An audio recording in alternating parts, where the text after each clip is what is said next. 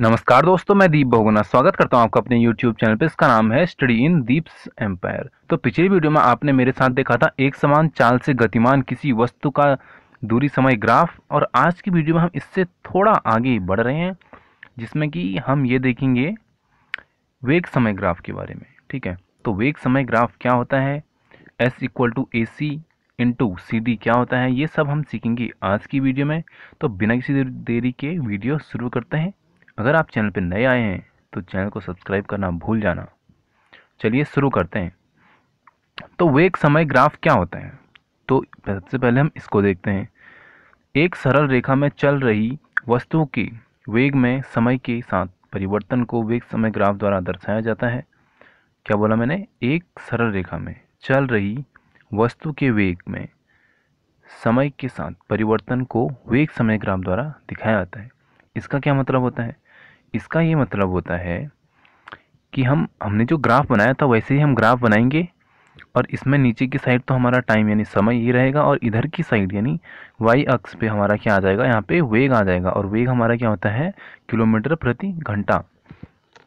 ठीक है, तो यहाँ पे ये आ जाएगा, और इसको जो हम मापेंगे तो वही हमारा इसमें आएगा। और मेनली सबसे पहले हम जो देख रहे हैं वो देख रहे हैं एक समान चाल से गतिमान किसी कार का वेग समय ग्राफ।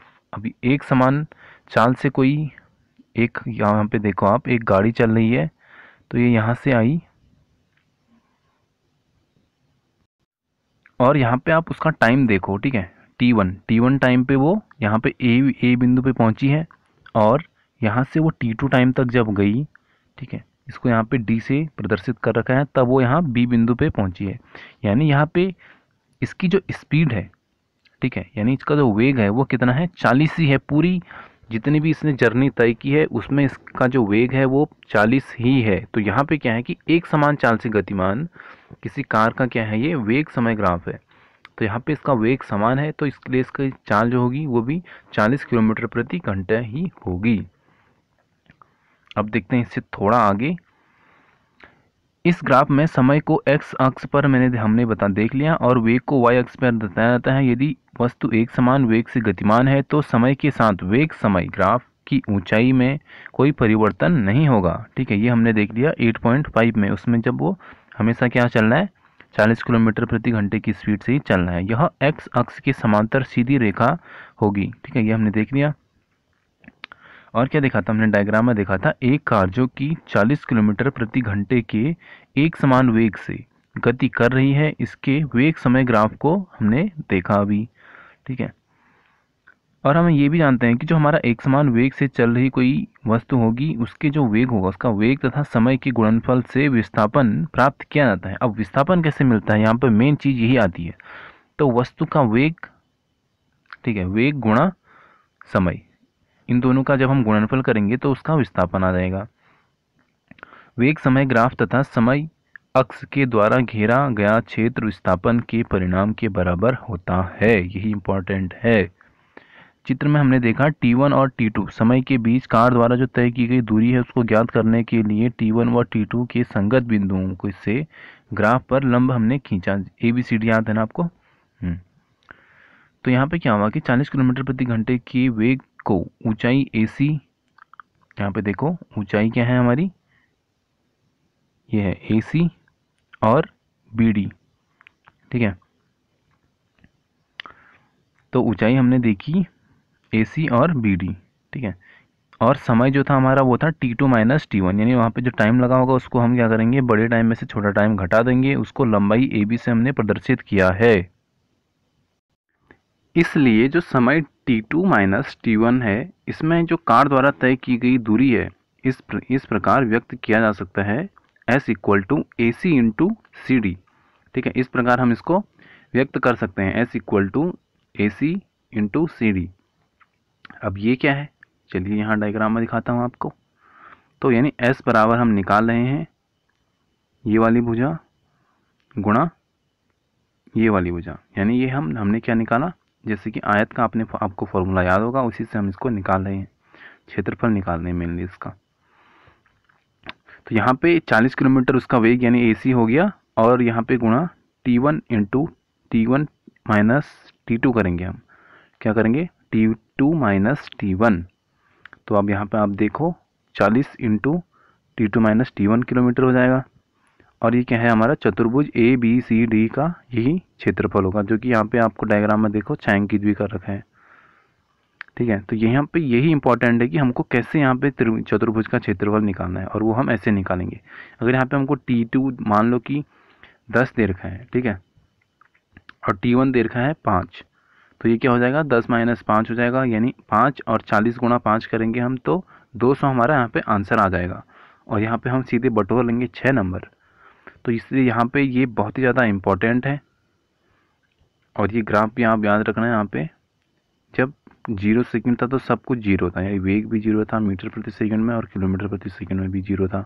ठीक है, जब 5 सेकंड हुए तब इसका मीटर प्रति सेकंड में जो मान आया वो आया 2.5 और किलोमीटर में आया 9। ठीक है,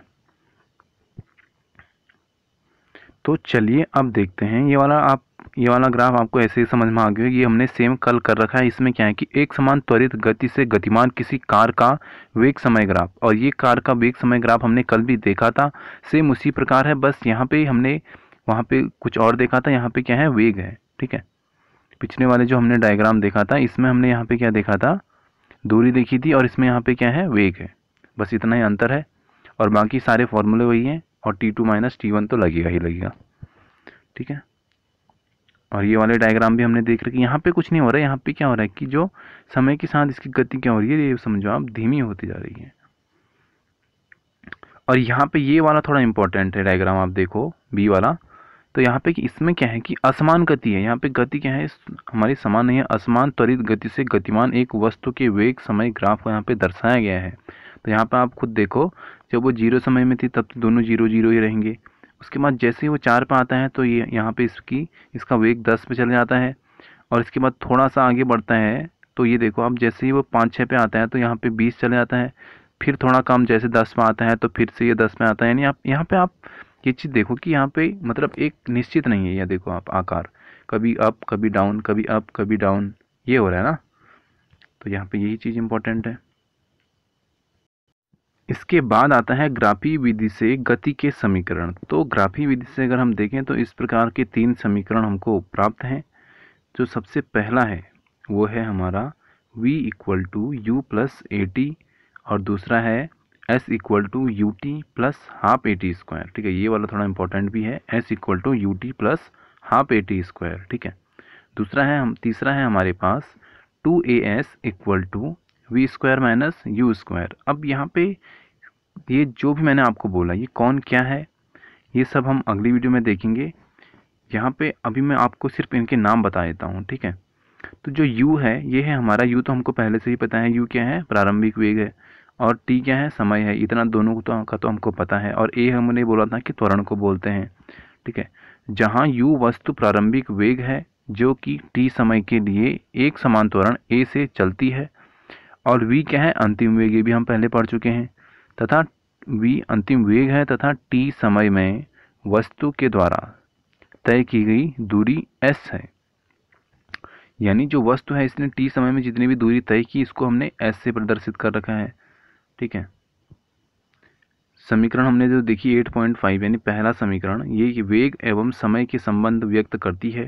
जो पहला है ये क्या करता है, वेग और समय को संबंध प्रदर्शित करता है। और यहाँ से डायरेक्ट आपको ये पूछेगी कौन सा समीकरण वेग एवं समय में संबंध व्यक्त करता है, तो ये हमारा पहला समीकरण हो जाएगा। ठीक है, कौन सा वाला, v equal to U plus A T वाला। ठीक है, और जो दूसरा है ये समय व स्थिति के बीच संबंध व्यक्त करता है। कौन सा वाला, ये वाला s equal to U T plus half A T square. ठीक है, ये वाला। और जो हमारा तीसरा है समीकरण, ये अभी हमने जो देखा था कौन सा, 2as equal to V square minus U square. तो ये क्या है कि वेग एवं स्थिति के बीच का संबंध व्यक्त करता है। ठीक है, और जो पहला समीकरण और दूसरा समीकरण है से t को विलुप्त कर प्राप्त किया जा सकता है। इन दोनों में मतलब क्या कर सकते हैं, हम t को हटा सकते हैं यानी विलुप्त कर सकते हैं, यानी t की जगह पे 1 रख सकते हैं। ठीक है, विलुप्त करना मतलब t इक्वल टू 1 मानना। इन तीनों समीकरणों को ग्राफी विधि से भी प्राप्त किया जा सकता है। तो इनको हम ग्राफी विधि से भी प्राप्त कर सकते हैं, लेकिन अगर मैं आपको अभी ग्राफी विधि बताऊंगा तो ये वीडियो हो जाएगा बहुत ही ज़्यादा लंबा।